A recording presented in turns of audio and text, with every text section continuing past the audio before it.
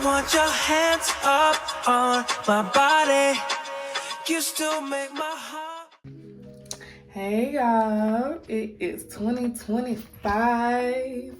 My first official video of 2025. I hope everyone is having a great year so far. I know we only a few days in, but man, I'm telling you, like, with every year, it's just like my birth year is further down. It takes so long to get to it. When you put in your birthday online for something, it's like the little wheel on The Price is Right. It's like, I'm blessed to be my age, you know, and witness another year. This year, despite how it started off for me, I mean, it is good in it, but the flesh side is hurt, sad, you know, but it does state in the Bible, your latter shall be greater than your former. So despite how my year started off, it's a great year. You know, it's blessings in it. And the reason why I say how my year started off is because my grandfather, he unexpectedly passed away. And it's been like a roller coaster for me, kind of up and down with my feelings and my emotions. Like, I'd be okay, then the next minute I'm breaking down. The day it happened, my eyes were all swollen, eyes red. I took off the following day because it happened on an off day. So that was great because I can only imagine how I would have felt and how I would have dealt with it if it was while I was at work or coming home from work or whatever. But I'm thankful I was able to be right by his side until he took his last breath. And it was very peaceful. He's no longer suffering. I'm glad that his life wasn't taken at the hands of someone else. You know, being 88 years old with dementia for over a decade, this man, he stuck it out for so long. So long. And I'm proud of him. I miss him, but I can't be selfish. I can only aspire to even live to be 88. Like, we're not even promised that long. I think in the Bible, did it say 77 years or something? I'm gonna have to find it. But he lived until 88 with dementia. He was surrounded by family, loved ones, his kids and everything, grandkids, great grandkids. Everybody came together for him. It's a whole family reunion. I miss him so much. And his room is literally across from my room. So it's kind of hard. It's kind of hard for me. But yeah, my eyes were definitely swollen, looking like a frog. It's still pretty swollen. I didn't go to work the next day because I did have to go to work, but I took off. I knew I couldn't do it. But I thought I can go to work today because I took one day off and then I'm like, okay, next day I can go to work. Yeah, and that next day is today and I went to work okay. But I guess people saw it on my face that something was wrong, even though I tried to just go in like my normal self, just quiet. I'm like to myself at the job, really. And I guess still it was like on my face. I don't see how people caught on to that or whatever, but it's like back to back. People's like, "You okay?" Every time somebody asks me, I'm like choking it back up. I'm like, yeah. Until I couldn't take it no more. The last time somebody asked me if I was okay, I just lost it. The other time, I was like able to hurry up and go to the restroom and go in the stall and get myself together, you know, just kind of like hyping myself. I'm like, girl, you good, you got this, Papa in a better place. Like, oh, what you crying for? Like, you know, just talking myself out of it. And it only worked for so long. Like, please don't ask me if I'm okay. Because it's just going to cause me to break down. And if you hug me, you better be strong because I'm going to fall to the ground.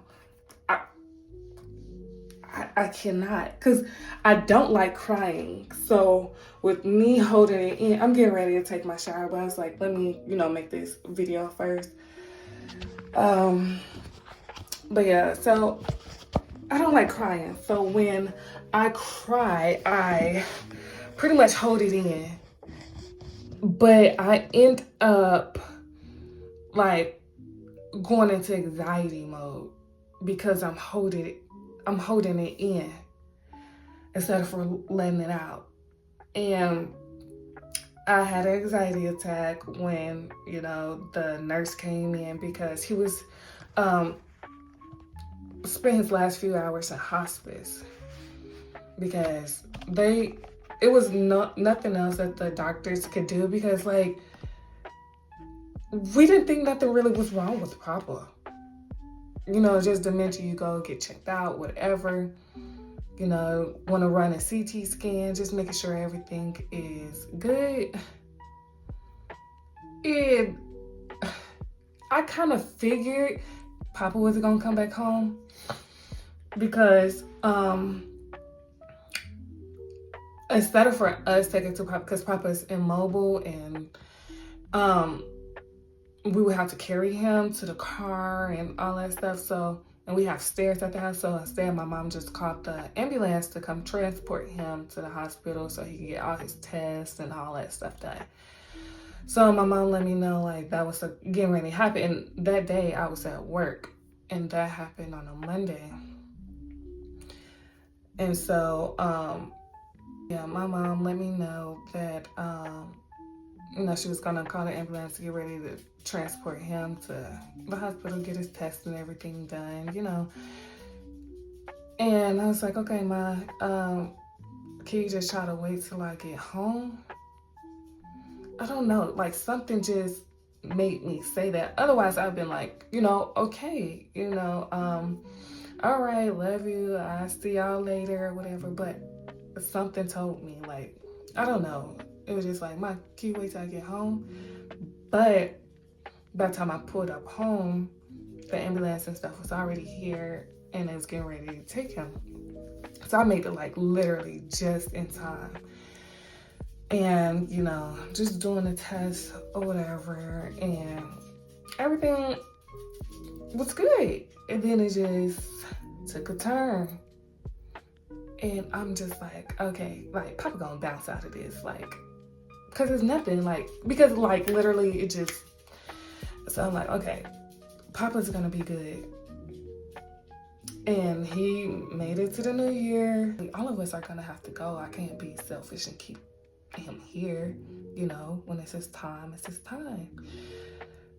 Just as long as it's not at the hands of somebody else. Natural causes, I thank God for that. That's how he passed, of natural causes, dementia. It happens, but I pray against it. Like, none of us could it just stop there. But yeah, so then the nurse ended up calling a little later and was just like, we might want to hurry up and get here. He's taking short breaths. So my mom, she ends up calling my phone. I'm like, all right, let's go, child. I brushed my teeth. I did the essentials. I brushed my teeth, washed my face, put on deodorant, and left.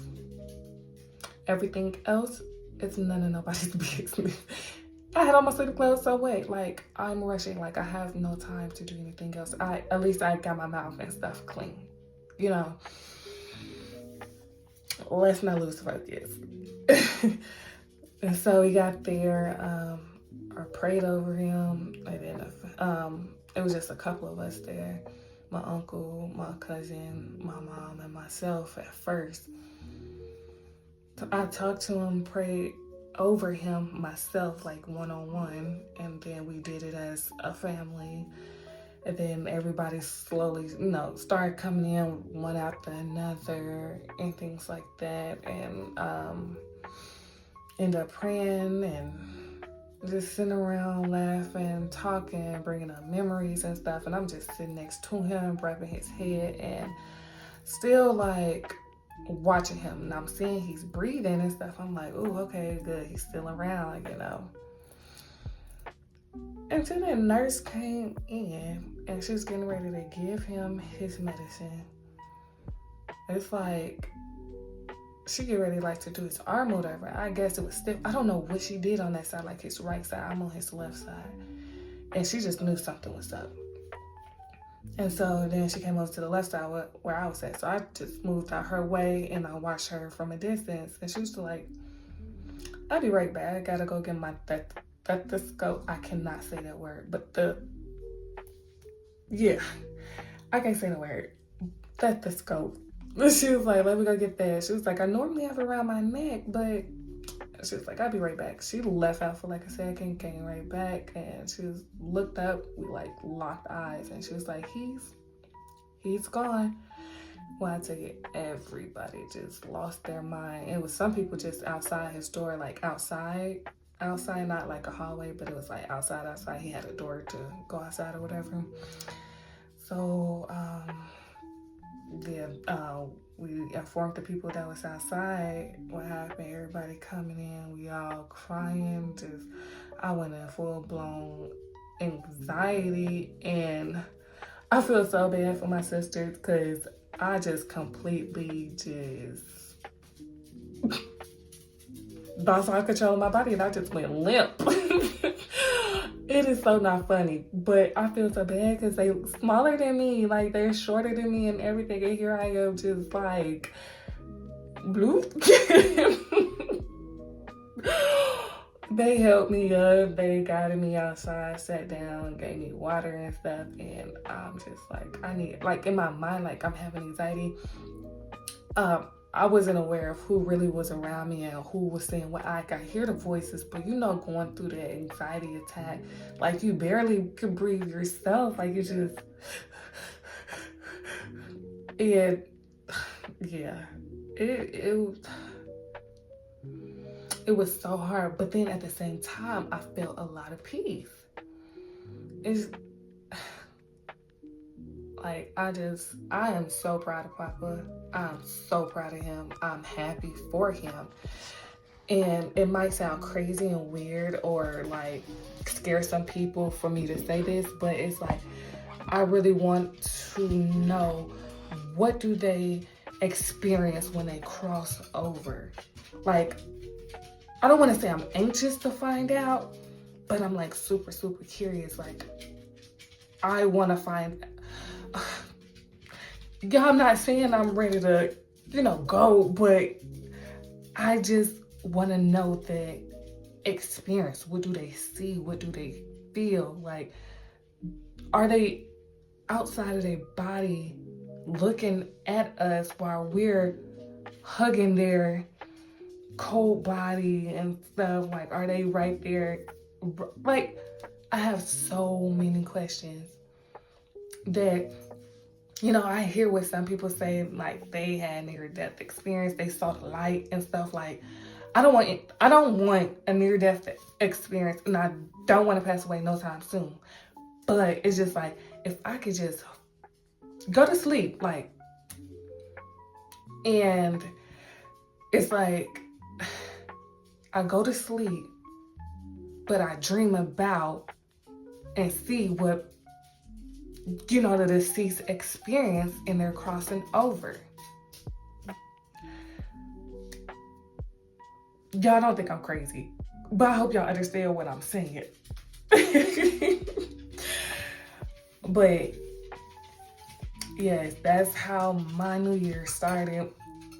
And like I said, I tried to go to work today thinking I was okay to go until the last person asked me if I was okay, and I just went in complete anxiety mode. And once again, my body went limp. I don't know who held me up, I don't know. But I remember hearing a whole bunch of different voices surrounding me. I remember like some people touching me. I can't tell you exactly all who they were. It was a couple familiar voices, and then it was like others like I did not recognize. And they were just like, yeah, she's no shape. She's no good to be here. Like, she gotta go home. But they wasn't mean about it. They just like felt so bad for me. Like, I really tried it. And they, after I calmed down, after it seemed like it probably was about 2 hours, y'all. Oh, yes. Like after like 2 hours, I was talking to this one lady as I was getting ready to go because they was gonna drive me to the employee parking lot. They didn't want me catching a shuttle by myself or anything. They wanted to make sure I was okay. But I was talking to this one lady, and she telling me all about her story, and she was like, so your grandfather had passed on the 2nd? She was like, that's the same day my brother passed. But it was her brother passed 2 years ago on the 2nd. And of course, Papa just passed 2025 on the 2nd. And somebody actually shot her brother in the back of the head. And I was like, see, that would have made me angry because somebody like took my family member's life, you know? And it wasn't like no natural causes and stuff. Like that would have, if that would have happened, it would have been a whole different side of me. Like, forget an anxiety attack. Like, I probably would have went in like full on rage. Like, let's not talk about that. Because I don't even want to imagine that happening. So, I got to explain. They was like, oh, so today is your first day back since it happened. I'm like, yes. They was like, oh my gosh, like, yeah, nah, you gotta go home. So I'm grateful and blessed to have the manager that I do have. And I just feel like I owe that manager so much. And I just want to bring gifts to everybody who held me up. Make sure I was okay. Like, I feel so bad, y'all. And I'm kind of embarrassed to go back to work, actually. Like, yeah, I just showed out. But no, like, they understand. And I just got to get out of, you know, after I have my anxiety, being embarrassed afterwards. Like, I feel so embarrassed after I have, like, anxiety attacks. Like, it's so embarrassing. But I thought I was okay. Like, being at home, I feel at peace. But leaving is like, no. And the whole ride to work, which is like an hour drive, I was not listening to the radio. But I didn't notice that until way after the anxiety attack, after I calmed down and all of that stuff. And I was just like kind of replaying. I was like, man, I thought I was good. Like, what happened? So I'm just thinking up until like that part. And I was like, come on, hey, listen to the radio this whole drive. Like, the drive is kind of like a blur. So I think I was creeping up on an anxiety attack. I guess the further away I got from home, then the more it was starting to come on. And I didn't realize it. And even coming home afterwards, because after you have an anxiety attack, you just feel tired. I know I felt so tired. Like, I actually passed out and went to sleep afterwards. I went to sleep for a minute, and then I got up and I was like, I gotta go. And so I just caught the shuttle. I didn't wait on the person to take me to the parking lot. I just got on the shuttle and left. It was like, you sure you'll be okay? I'm like, definitely. Like, I gotta go because, like, or else I'm gonna just make myself comfortable over here on this desk and just sleep the whole shift away.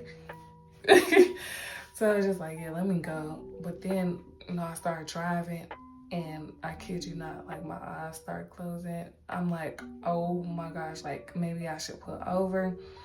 But then I like crack my windows. It's freezing here. So I crack my windows. I'm like, let me get some cold air in here, let me like, I'm trying to wake myself up and everything, drinking water and then everything. I got home safely, and I just completely took off my uniform and everything and just hopped in the bed, and I passed out. I was exhausted, chest hurting, like my chest was hurting all in here, my back was hurting like right here, because like it hurts afterwards. And my head was hurting, my whole face is hurting, eyes swollen, still pretty swollen. But yeah, still pretty swollen, just puffy and everything. It's hard, but I would say like this is pretty much the first passing of a relative that I actually pretty much felt peace within, and not anger or like hurt for real. It hurts me, but then it's just like the peace is up here and the hurt is probably like right here. And it's my first time ever experienced that, and I feel like because I'm more understanding of passings, and I don't know, I'm more mature, I guess. And just everything, like, my mom was being his caregiver, and you see, it starts becoming kind of overwhelming in a way. She's taking care of her last surviving parent. It can become a lot, especially with somebody with dementia and stuff, because like it would be times he would like fight her and different things, didn't want to cooperate. And my mom in no way went to school for this or anything, so it kind of hurt her feelings sometimes. But then she was like, I know he got dementia. Like, she would quickly like, oh, it hurt my feelings or whatever, but I know he don't know what he's doing type of thing. And a lot of sleepless nights because he would just be up. So losing a lot of sleep. Like even me, I have to be up at 4:30 in the morning to go to work. But I can barely sleep because, like I said, Papa's room is right across from mine. And I just hear him just yelling. Not yelling because he's in pain or wants something or whatever. He's just making sounds. And I would mess with him because he just be up in there just yapping, talking, just wouldn't stop talking. Even if he sleep talking. Just wouldn't stop. I'm like, Papa, what you doing? He was like, yeah, come in here, Papa in here, come see me. I was like, all right, I'll be in there in a minute. But it was fun, like, messing with him. And then other times it was, like, kind of stressing me out, to be completely honest. Like, being a caregiver for someone that's not my ministry. So, like, my mom want to do it. She has that. She's a mother. I'm not a mother, and it just kicks in for her to do that. She did work in the hospital. She worked in the lab and everything. And, she wouldn't trade it for the world. Like, if she has to take care of her father again, I know she'd do it once again. But it can be a lot. And my mom put on a brave face, and she did it up until then. And like I said, Papa had dementia for so long. And he stuck it out for a very long time. And I'm just so proud of my mom I'm proud of Papa. I'm proud of my sister. Like, they really made it comfortable for him in his final years, on up until his final day. Like, literally cleaning up an adult, changing their diapers, changing their beddings, and everything. Like, that's a lot. And it's like it take a mental toll on you too. So I commend anybody in the medical field, or even if you're not in the medical field and you're like my mom, just being a caregiver for your loved one or whatever, like, it takes a strong person to do that, like a very strong and determined person to do that. And that's not me well, that was me. I did take care of a relative unexpectedly, and it took a mental toll on me. Like, to this day, I still cry about it. It's like PTSD, to be completely honest. So I guess going through that at that time, I don't want to go through that again. I cannot go through that again. And in Jesus' name, I will not go through that again. You know, because everybody good. But I'm just getting everything ready for the funeral, for his final resting place next to my grandmother.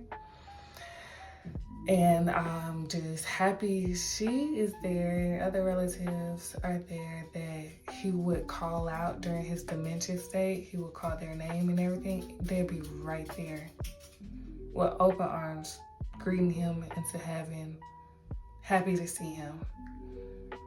Like, once again, y'all, don't take this the wrong way, but I wish I could see that reunion.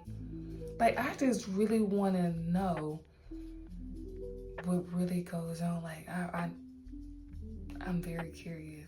Like, do we go to heaven and we recognize our loved ones, or do we not recognize our loved ones? Like, is Jesus just right there? Do we go through like a visitation to Satan and then go to God? And it would be interesting to see. Let's just say that. Like, God be like, all right, you're going to take a visit to Satan. Like, if you didn't get your life together, this was where you was going to be. And this was how I was going to feel. But come on up here. Like, because I know I would if I was God. I'm like, yeah, you remember before you had turned to me and you was doing all this stuff and you was throwing dirt on my name? Yeah, come on. Let me show you how I would have felt if you would have stayed down and doing the stuff that you was doing. Let me show you real quick. I know I would do that if I was God. That's why I'm not God, because don't play with me. Now come on up here. I would literally do that if I was God.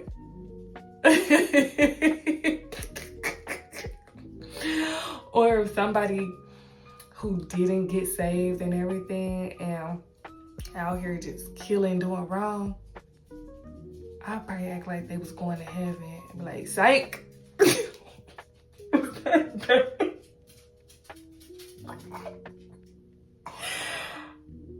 It's not bad. I know I ain't the only one who feel like that. I would really do that. Like, oh, hey Marcus, come on. Welcome to heaven. Psych, close the door.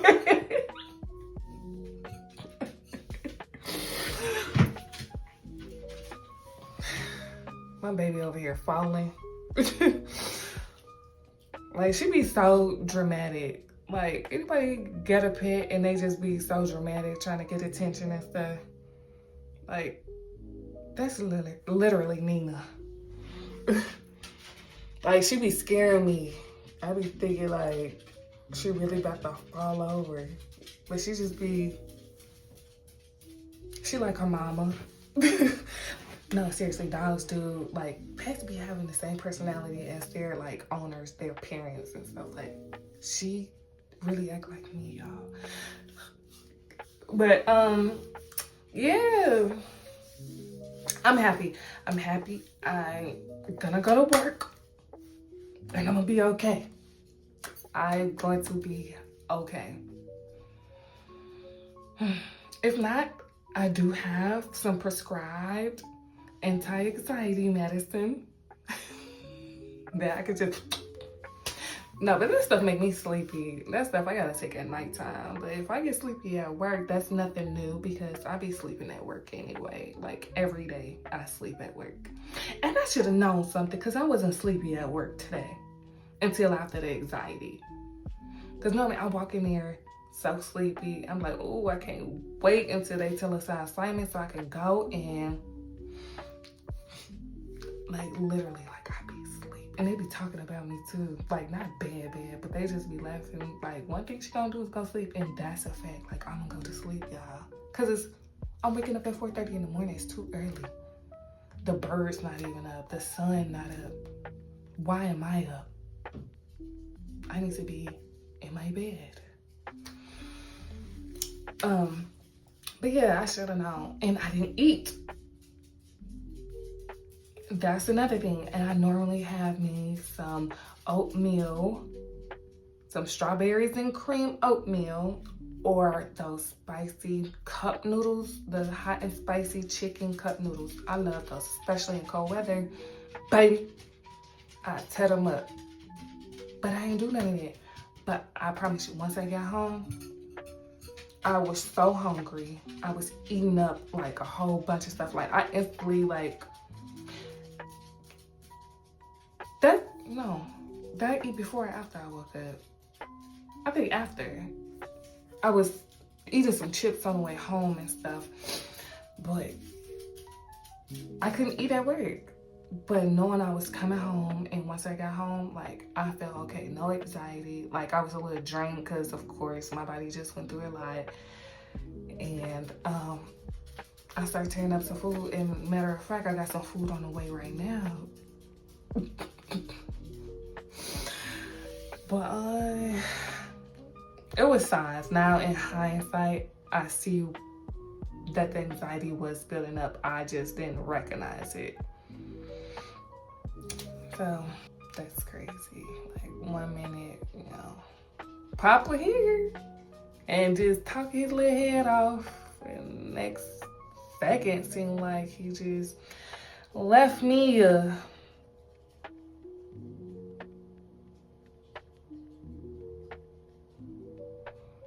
I miss him though.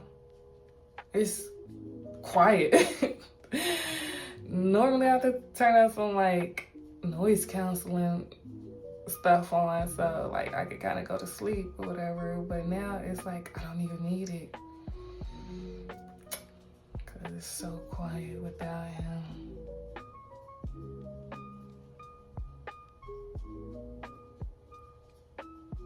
I know he's happy.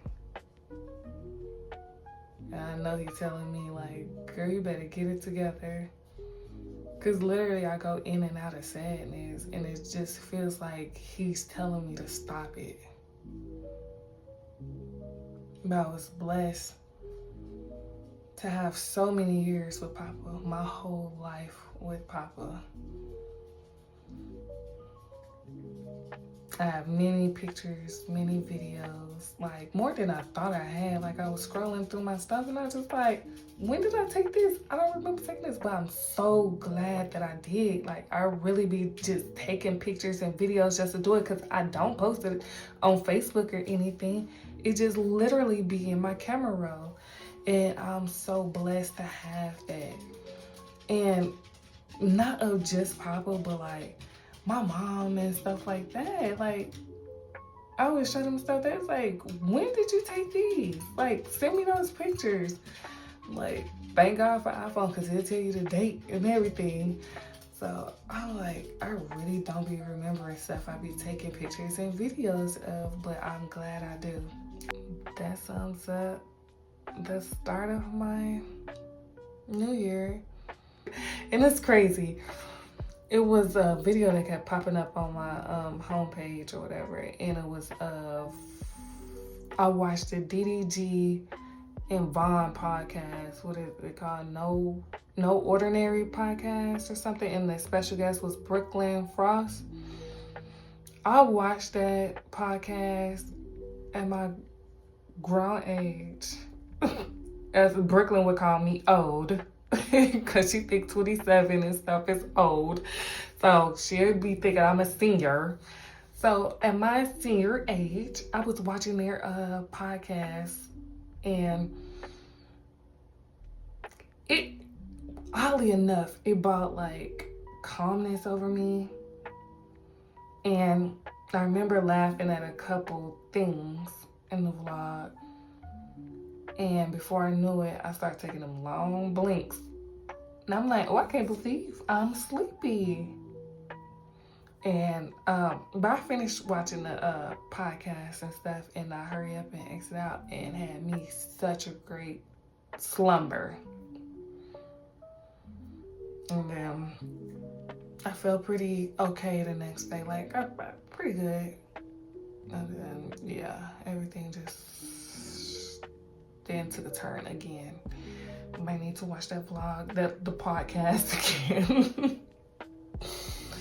But I'm gonna be okay. I got a therapy appointment coming up. It's okay to talk to therapists, people, especially Black people. It's okay to talk to a therapist. I cannot wait to talk to her. And it's a Black lady. Not bad to have a therapist. I don't care what nobody tell you. Put in your head, you don't need no therapist and blah, blah, blah. If you feel you need a therapist, get you a therapist. And if you tried it and did not like it, it's probably not the therapist that you need. Go try a different one until you find the one for you. A lot of people can benefit from therapy. And I'm just blessed that I finally have that opportunity to have my own therapist. God gained another angel, another soldier that's on my side. Papa gonna make it happen. Papa gonna see his grandbaby really making it and getting the desires of her heart. He up there rooting for me. He always root for me. He was always proud of me, even with his dementia. And I got my real estate license. Like, he was proud of me. And that means a lot that he was here for many of my accomplishments. And he's still gonna be here in the spirit for the rest of them. But I got a lot of people in heaven who is rooting for me. They know I'm gonna be okay. I know I'm gonna be okay. Papa, I love you and I miss you so much. It's kind of weird without you. I'm just waiting for you to yell out. Let's say you want a tea cake.